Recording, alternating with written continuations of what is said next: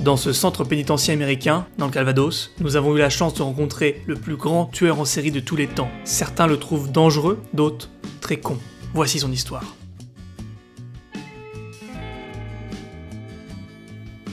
Bonjour, vous êtes moche? Oui, c'est bien ça. Je m'appelle Gustave Moche, je suis né en Pennsylvanie. Et il faut m'appeler Gus, hein. Je suis comme tout le monde. Eh bien, Gus, vous aviez une activité qui marchait fortement bien. Oui. Vous étiez? J'étais devenu masseur pour chaussettes, spécialisé dans les chaussettes. Eh bien, on va peut-être pouvoir commenter...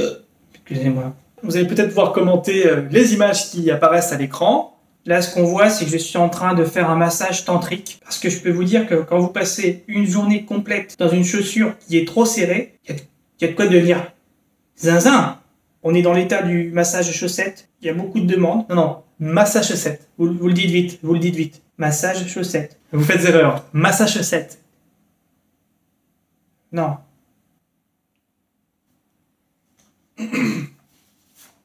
Bon, venons-en au crime. Qu'est-ce qui s'est passé? Quelle est votre version des faits? Comment ça s'est passé? Moi, à l'époque, je gagnais pas mal ma vie avec ma société de massage. J'avais eu la chance d'acquérir une villa de 27 mètres carrés. Forcément, ça attire les filles. Aussi, je venais de m'acheter une Fiat Punto. Donc là, je crois que c'est le rêve américain. Et là, donc, j'avais rencontré cette femme, donc Lolita Ravioli. Donc, du coup, je l'invite chez moi.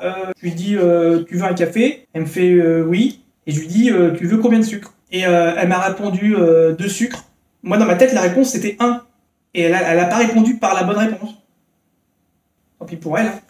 Dites-nous ce qui s'est passé, Gus. Ce qui s'est passé, c'est que l'accident bête, j'ai voulu mettre du sucre et je me suis trompé, j'ai mis du cyanure. La boîte était juste à côté. J'ai déraillé, quoi. J'ai pas fait exprès, quoi. C'est pas bien méchant, faut vraiment le dire aux spectateurs. C'est pas bien méchant, ça arrive.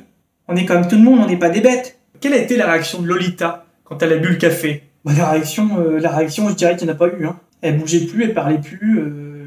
Au début, je me dis, elle est timide.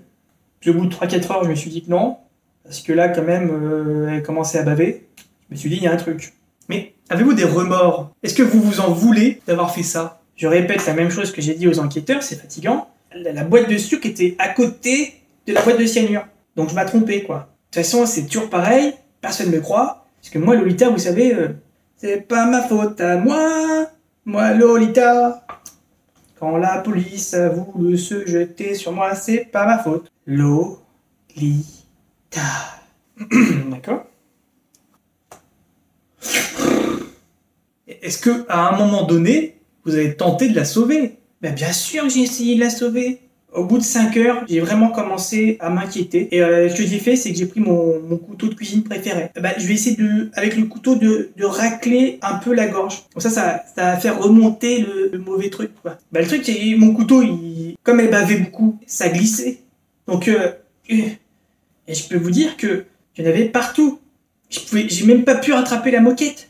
Alors, je vais rebondir sur cette histoire de couteau, car pour ceux qui nous suivent depuis le début, Edgar, votre couteau préféré, avait disparu. Vous aviez à l'époque fait toutes les démarches pour le trouver, vous avez même fait un appel à l'aide sur Instagram, et il avait quand même tenté de sauter du réchaud à gaz. Et moi, j'ai quand même une question suite à ça. Quels étaient vos rapports avec Edgar? Edgar, c'était quelqu'un de très très proche pour moi. On dormait ensemble, on jouait ensemble. J'ai des très très très bons souvenirs d'Edgar. Il a témoigné contre vous lors du procès. Ça m'a fait mal parce que il a dit des choses qui étaient méchantes. Il aurait jamais dû dire ça. Moi, j'ai quand même une question qui me brûle les lèvres et je pense que les spectateurs veulent savoir la vérité. Pourquoi n'acceptez-vous pas de dire oui, je suis l'assassin de Lolita Ravioli, oui, j'ai tué cette femme? Mais c'est pas moi. Dans ce cas-là, qui est-ce? Moi, je sais qui c'est. Je l'ai déjà dit même à la télévision. Il y a vraiment une personne dans mon entourage proche qui est vraiment... qui est pas nette. Pouvez-vous nous dire de qui il s'agit? Les spectateurs veulent peut-être se faire une idée. Je vais vous envoyer une photo. Vous l'envoyez à Patrick? Voilà. C'est envoyé. Si la régie pouvait nous envoyer l'image, je vais regarder le retour écran. C'est flou, hein, quand même. Oui, mais c'est ce que j'ai dit. Il est pas net. On va enchaîner, hein. Dernière petite chose avant de nous quitter, j'ai un message de votre maman. Comment ça marche? Oui, mon chéri, je fais juste ce petit message qu'on me l'a demandé. C'est pas grave si tu faisais pipi au lit jusqu'à 24 ans. Moi, j'aimerais que tu arrêtes et que tu dises la vérité. Tu es dans le déni. Tu as fait des choses graves. Dis-le. Qu'est-ce que ça vous fait, Gus, que votre mère vous dise que vous êtes dans le déni? Ça me rappelle la cassette que je regardais à Noël. Ben, déni la malice.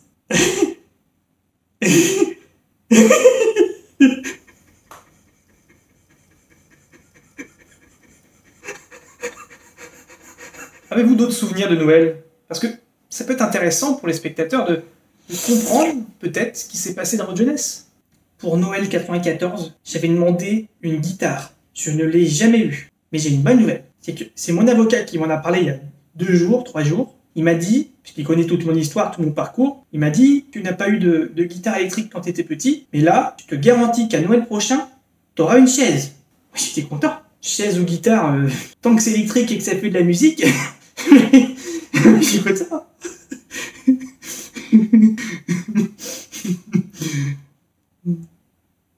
Vivement Noël.